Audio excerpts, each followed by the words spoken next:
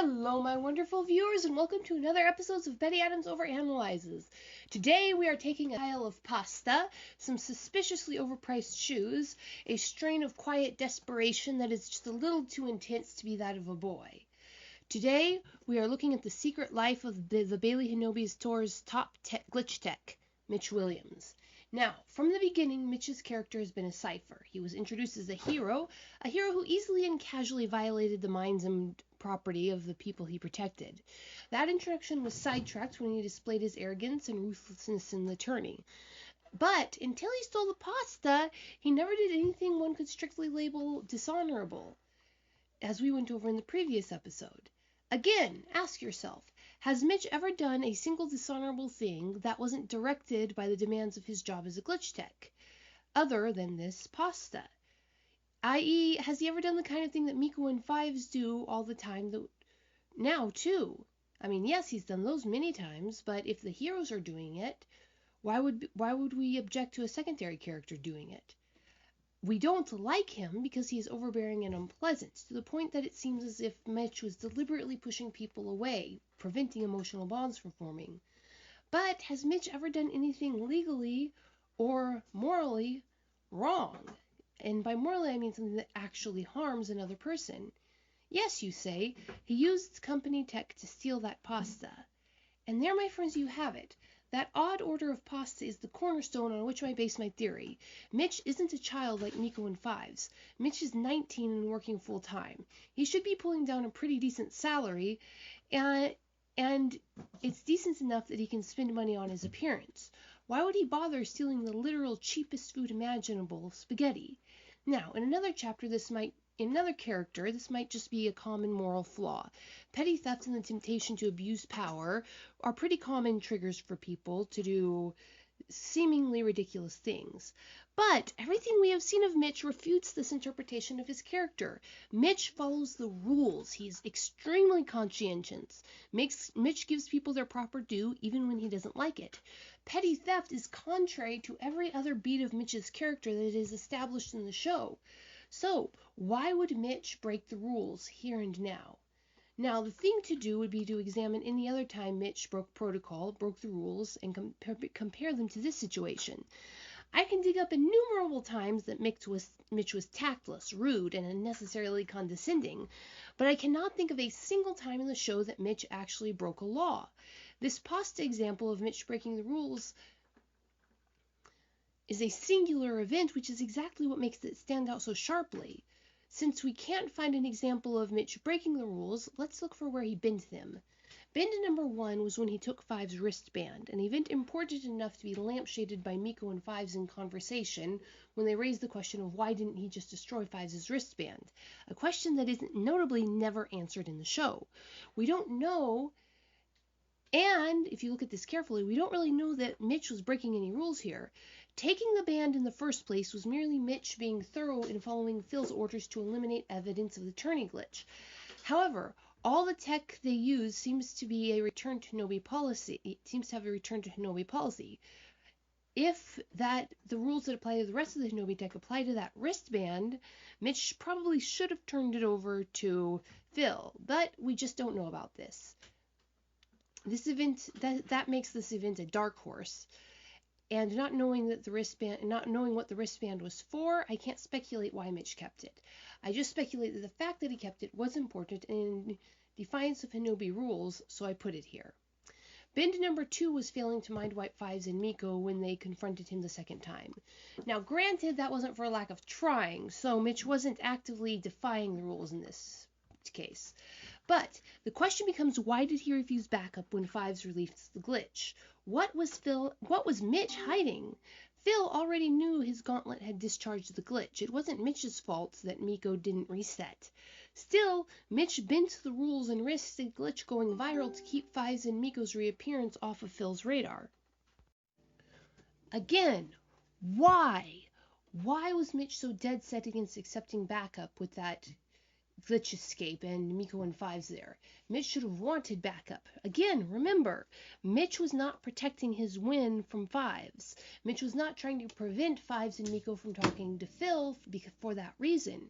because Phil was the one who specifically ordered the mind wipes. And it makes sense. The reason Fives won was what the glitch froze his ball in midair, and Me-K.O had to give him her ball in order for him to make the winning shot. Now, Mitch wasn't concerned about his own behavior in that situation because he considered it an illegitimate win. Phil was concerned because people would start asking questions about the glitch that froze Five's ball. A glitch that came from Hinobi corporate software. Phil was protecting Hinobi corporate and their secrets. This wasn't Mitch protecting his win. So again, why didn't Mitch want backup? Mitch should have been eager to call Phil for backup because those annoying two squirts who had caused such a problem in the glitch text community had shown up again. So now, to keep the win away from Fives is the simple answer. But I repeat at the risk of being repetitive. Phil already knew about Fives and Me-K.O's joint win. So, why did Mitch risk everything to hide what was going on in that situation? Fives could be reset again easily enough, and the only thing that Me-K.O could possibly be holding over Mitch was the stolen pasta. And how much was a slipshod boss like Phil going to care about a petty theft that Mitch could brush off with a dozen easy lies? Who knows, maybe the pasta girl saw something she shouldn't have, and Mitch had to wipe her mind and get out of there. The situation shouldn't have warranted Mitch's near panic. Unless the other, seemingly lesser questions raised by the stolen pasta were the real problem. Let's look at a very obvious lampshade. Me-K.O, the voice of occasional accuracy in this episode, states that Mitch ordered 10 pounds of pasta. First, this behavioral red flag for Me-K.O. She might be a scratch gamer, but real-life numeric precision is not her thing, and yet she feels the need to be numerically precise here. And then how did she know this specific fact? They couldn't have heard what he ordered from the distance they were watching. Even if they had heard, she would have had to have prior knowledge of how much food was in each order by weight, which makes sense if you assume that Me-K.O's family eats there a lot, I guess. If there was a spaghetti-themed restaurant in Bailey, it makes sense that Me-K.O would know about it. Spaghetti is a family food, a food for large families like hers. It is easy to prepare in mass amounts. It's a good learning food for young family members to learn cooking. It's cheap. Most pasta is. A large family could purchase a cheap, calorie-rich meal for 7 people easily. It still wouldn't make sense that Me-K.O would care enough about accuracy to mention the exact weight, however. It also makes sense that if Mitch was going to steal something, he would go for spaghetti. Spaghetti served by the bucket would be awfully hard to count at the end of the day. Food served cheaply by mass is rarely ever inventoried very closely. There is the inevitable loss of product in serving, so no restaurant is going to notice the missing spaghetti. All of that does make sense, but you see, there shouldn't be spaghetti fast food restaurants in Bailey. Its presence is inherently absurd. Now, there is a well-known trope of crafting absurd fast food joints like the Krusty Krab. It avoids the big chains sicking their legal on you, and it's a nice, easy background joke that will make people smile. The tropey nature means nothing, however, with how well this show hides plot points behind tropes. So pardon me if I look for a plot point in the pasta bucket. To the best of my knowledge, there are no pasta themes instant fast food joints in existence. Let me know in the comments if I'm wrong, please.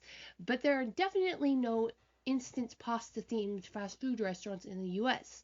You have to move up past that sort of instant drive-through only dispenser-type restaurants, past the big MDs and the big K-types. You have to go to the sit-down family-type restaurants like Olive Gardens or King's Table before you start to find pasta. You have to go to restaurants where you have to wait for your food.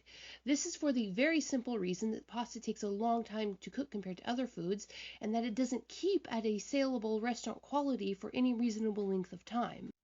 So you have an absurd restaurant. You have inexplicable behavior that contradicts everything we know about Mitch's character. You have a far lesser but still odd character moment with Me-K.O suddenly growing the ability to remember precise numbers in real-world situations. That is 3 odd beats. Something important is happening here by every law of art. Then there is the 4th odd thing. 10 pounds, Me-K.O said. That works out to 160 ounces. That is 2 full family-sized orders of food plus 2 apple pies. Now, teenage boys are infamous for their eating capacity, but the thought of Mitch downing that much stretches the imagination more than the stomach. The recommended serving size for pasta is 4 ounces. The practical, real-life Olive Garden large size for a single pasta serving, one that a teenage boy would order, is about 10 ounces. That means that Mitch had between 16 to 40 servings of one of the most filling and heaviest and most satisfying foods in existence. Any food you get to cook goes bad in 3 days. Even if you stretch it with a young man with a lack of sanitation, which Mitch isn't. He is very meticulous, very orderly, and would be the kind of guy to be kind of particular about how rotten he's allowed his food to get. There is no way Mitch is eating all of that pasta by himself. So, who was the pasta for? It wasn't for the other glitch techs. Mass-served spaghetti isn't a share-with-your-friends kind of food. It is, however, a food you can take home and offer to your family. Spaghetti is essentially, eminently a family food. Do you remember in that animated film Ratatouille, where the announcer refers to the famous Chef Boyardee? Well, that was a very multi-layered joke. You see, there was a famous chef named, and please pause here for a moment to get this funny coincidence. I don't know if it's connected to the overarching themes of this show or not, but it is funny. His name was Ettore Hector Boyardee.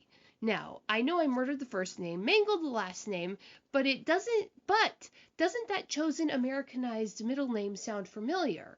Hector was the name that Chef Boyardee chose to use in America. This isn't even the first odd naming coincidence I found in the series connecting Fives and Mitch. Back to old Hector Boyardee. He was a famous award-winning, world-renowned chef who started bottling sauce and bagging pasta as cheap as possible to feed poor families during the Depression. Me-K.O, who comes from a large family, recognized the family-sized servings, indicating that she and her family have gotten this probably at least once. Now, Mitch purchased 2 family-sized servings. Just moments after this scene, Hector, or Fives, Knives, asks if Mitch could have made them forget family. Family becomes a running theme in this entire show and in this specific scene. I doubt that that's a coincidence. The name Hector cropping up might be, but I doubt this repeating theme of families and providing for families is. What was Mitch doing with 20-odd servings of stolen pasta? He was taking it to his family, a family that he wants to keep secret from the all-seeing eye of Hinobi. It explains why he would steal the pasta in the first place. If Hinobi is shady as all get out, and there are a million reasons why you'd need to protect someone from them. And this concept, Mitch is the protector, as a Williams, as someone who shields people from the depredations of Hinobi, puts a lot of his behavior in a different light. Taking Five's wristband, for example, personally taking the taco truck back to the alley, even taking a place in the tourney. What if Mitch was deliberately keeping not only Fives, but anyone else from joining Hinobi? On rewatching, I've discovered that Mitch took the first place in that tourney 4 years running. A futile gesture ultimately, but a noble one if Hinobi is half as shifty as the show is hinting. And if it's revealed that Mitch does have some kind of blood connection to Knives, it would explain how hard he connived to keep Fives away from the danger that Hinobi presented. That aside, a secret family would also explain the odd duality of his comments that everyone resets and his desperation to avoid being reset himself. If he has people who depend on him to remember them, that would drive that behavior. It would also explain his repugnance to working with noobs. Noobs would be unknown factors who he couldn't predict. They would ask questions about his behavior that Zara and Hanish simply accept from familiarity. Noobs might follow protocol to the T. Noobs might ask questions that Mitch didn't want to answer. A secret family would also explain Mitch's side business in shoes and his cunning refusal to sell them to Fives. Mitch needs to make extra money to support his secret family, but wouldn't have wanted to take Fives' money. Again, Mitch takes care of his own, and Fives, as an up-and-coming glitch tech, is one of Mitch's little blueberries. Mitch has been shown to consistently protect Fives and Me-K.O, even while he was mocking them. Every time he showed up and gave that line about thanks for the distraction, he was literally saving them from getting offed by a glitch because they were distracted. And yet, he mocks them each time. It's as if he didn't want anyone to notice his protective behavior. His joking friends discount in relation to the shoes might have been Mitch's way of avoiding taking advantage of Fives with the overpriced Hinobi shoes while still masking the action in the light of mockery. Because by not selling Fives the shoes at a marked up price that Fives would have accepted, by setting the price too high, Mitch assured that Fives would go and use his XP to get the shoes from the locker, something Mitch would know about. But if Mitch had politely offered that information to Fives, or even sold him the shoes at the price that Mitch himself had paid for him, that would have marked Fives as a friend, as someone Mitch was deliberately protecting. And if Mitch is this deep in his rebellion against Hinobi, anyone marked as his friend would be suspicious to the company if things went bad. So it makes sense that if Mitch has this secret family out there, he's trying to keep the other glitch techs from getting caught up in whatever danger he's in. And this is all a nice tinfoil hat level evidence, but where would this family have come from? Given that Mitch is 19, it might have simply come the way that many surprise family come from, but I doubt it. This is a kid's show. That first glitch Mitch caught, the first one we see in the series.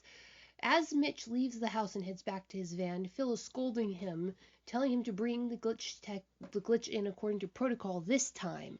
This strongly implies that Mitch often fails to bring glitches in according to protocol. And when Mitch responds, he does not deny that he has failed to bring glitches in. He only states that there is no need for Phil to lecture him on protocol. That only implies that Mitch knows protocol, not that he follows it. Again, which is in direct contradiction to what we see of his behavior, directly following protocol at all times. When that first glitch of the season escaped, we saw something break the exterior of the Hinobi core and try to get out. When Fives and Me-K.O confront Mitch, he has a glitch that is nearly identical to the one he caught that night still in his gauntlet, seemingly days later when he steals the spaghetti. Now, one of the key elements of my general theories about glitch techs is that spaghetti doesn't last long once cooked. So, we can assume that Mitch was headed out to wherever his family is hidden with that glitch still in his gauntlet. That's a dangerous risk, endangering his family and his place at Hinobi. Unless the glitch was the next member of his family. So, on another theory, in this other video, I'll put up a card there, I have this theory that Hinobi cores are made from the pixelated remains of people, that the town of Bailey is a preserve for growing people suited to become cores for Hinobi, and that through the pixelation process, people can be divided into packets of data. How do you lose half an employee to a egg salad sandwich? You use half of the data that is encoded in the full pixelated form of the employee. If it doesn't take a whole human to make a core, if each core is only a percentage of a human, that would explain how Hinobi can make so many cores without people noticing the unavoidable effects of that many people going missing. So, Mitch is trying to rescue someone important to him, but he didn't know at first which cores contained the various percentages of the person he was looking for, so he has had to rescue several people over the years. He finds their various parts scattered throughout the Hinobi cores and bit by bit returns them to their bodies. When their bodies have manifested into the physical world, they need food, so he brings them what they need: clothing, food, and provides them with safety. He brings them spaghetti by the bucket, and Me-K.O and Five had no idea that they were interrupting what they were interrupting when they challenged him that day. So, my wonderful viewers, does Mitch have a family hidden off somewhere so that Hinobi can't hurt them?